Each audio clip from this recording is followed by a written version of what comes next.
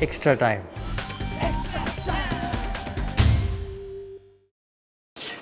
Martin Guptill, after the performance in Hamilton, the challenges are there to match it, I suppose, in this game, particularly with the bat. Yeah, absolutely. I thought it was a great chase the other night. Obviously, it's our highest ever, and the way we came out and started, I thought the way that Henry started with me at the top there, we really set the innings up. We weren't too far behind, we weren't too far ahead. I thought it was perfectly timed, and I think the match-winning partnership came from Ross and Tom through the middle there. The way that they took the impetus to the Indian bowlers and took it away from them was just spectacular. Do you do it the same way here, or do things have to change because of the dimensions of this ground as opposed to Hamilton? Well, I guess every ground's different, isn't it? And you want to go out and start the way that we know we can, and that's being as positive as possible. And it could be a 70 without loss after 10. It could be a 40 without loss after 10. You just don't know until we go out there and assess conditions. So once we get out there tomorrow, we'll see how we get on. I guess the real thing is about preserving wickets at the top of the order, isn't it? Yes and no. You want to go out there and be positive, and if that means, unfortunately in the game of cricket you lose a couple of wickets early, and then so be it, and you have to rebuild. But if Henry and I can get across that 10 over mark again, and hopefully take it as deep as possible.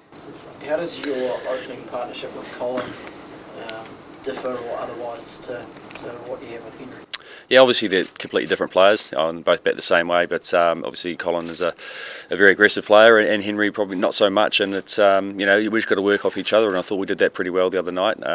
Henry probably took the majority of the strike early on, and got off to a reasonable start, and I was able to get a couple of singles here and there and get him going, and we just fed off each other pretty well. The difference in how they bat, does that change the way you bat? Look, I try, and my role doesn't change in the team. I got to try and be as positive as possible and get the team off to as quick a start as I can. And the other night it was Henry taking the strike, so it was sort of lifted up to him to do that, and I was just trying to get in runs where I could.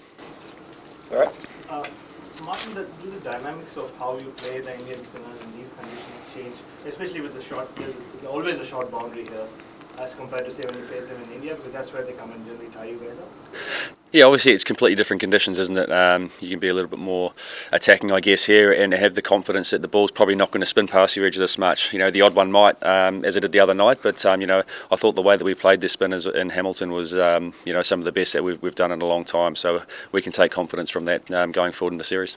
And just about Bhunia, you guys have raved about how good he is, but is he someone who, as the series progresses, you get more and more comfortable facing?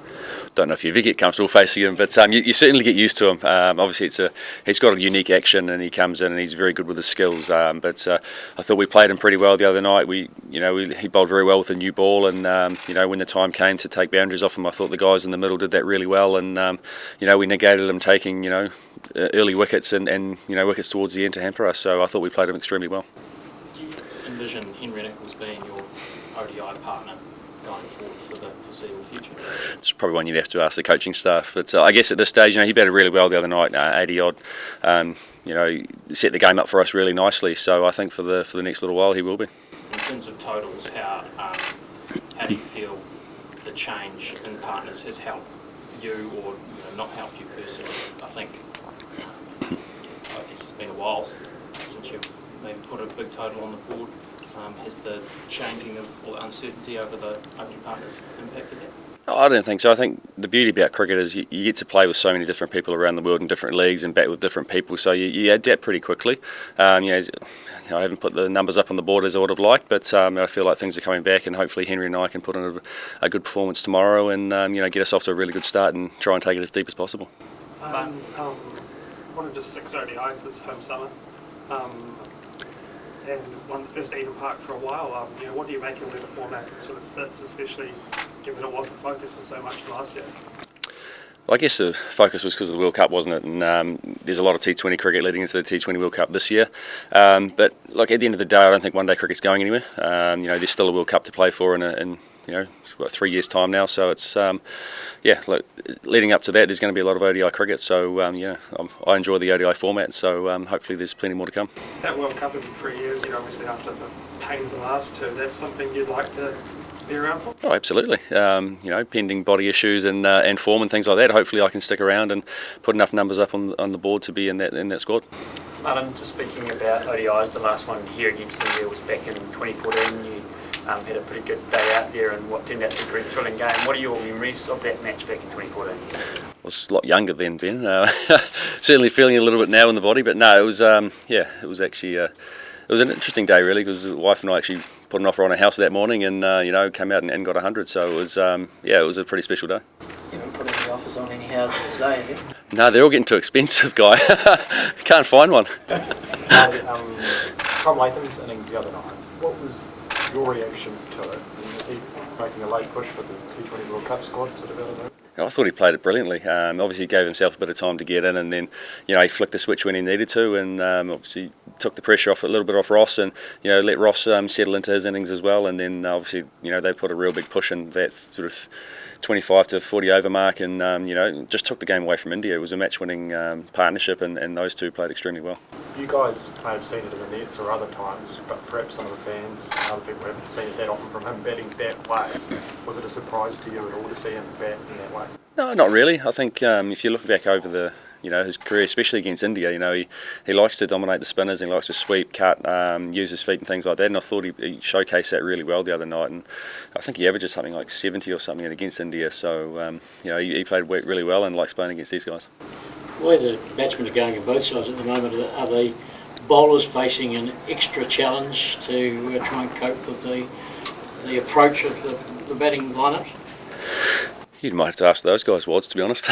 I'm not, lucky for me, I'm not a bowler. I don't have to roll the arm over. But there's match winners in each side, all the way down the order. So it is tough for the bowlers. And I know our bowlers are trying to get the plans together to shut the Indian batsmen down. Martin, apologies, I probably didn't phrase my question right earlier before about Henry Nichols. Would you want him to be your opening partner going forward? Whoever I open with, we've got to make a pretty good partnership out in the middle, and I think that the times that Henry and I have opened, we've done that successfully. So at this stage, it's going to be me and Henry, and we're going to do our best that we can for New Zealand.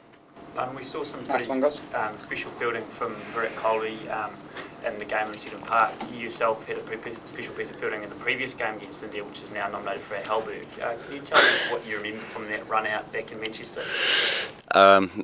Main thing I remember is the ball's not actually coming to me, and hang on, yeah, it is. I have to go here, and luckily, I'm not known for hitting the stumps, and it was one of those times I had to hit and had to make a go at it, and lucky enough I hit from side on. So it was a special moment.